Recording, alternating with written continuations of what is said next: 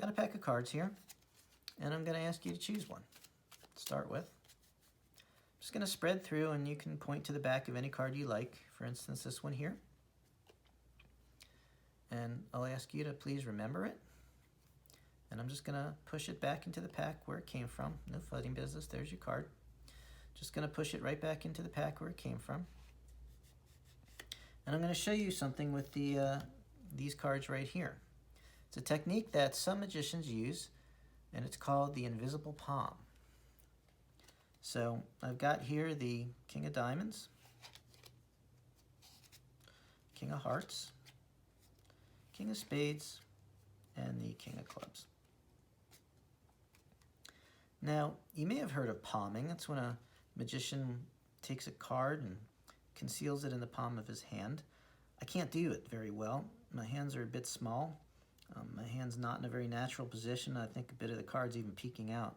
So that technique doesn't work for me. Instead, I use a technique called the invisible palm. Much more difficult, but looks a whole lot better. And I'm going to demonstrate it for you now. I'm going to take the top card, King of Spades in this instance, and drop it onto the deck, leaving the King of Clubs as the new top card with the other three kings here. And all I have to do is get it into invisible palm position. There we go.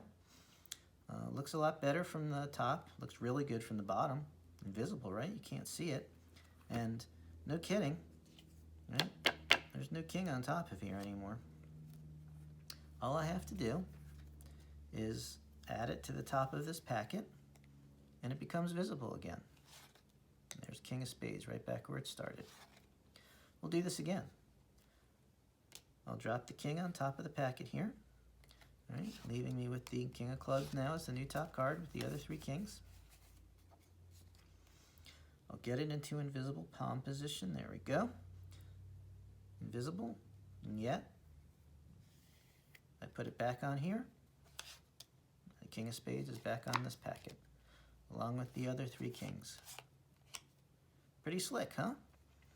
Now, a more advanced technique is if I wanted to palm a card off of this packet onto the deck. Now, that's a lot more difficult, but I've worked on it, and if I get it into invisible palm position just like this, there you go, looks pretty good. And I just add it to the top of the deck, and there it is. Palmed from the packet back to the deck, leaving me once again with all four kings. Now, the most advanced technique and the most difficult is the invisible palm switch. I'll show you how that goes. I'll take one of the kings here, and I'll put it into invisible palm. All right, no kidding here. I've got the other three kings. There's no king on top of the deck.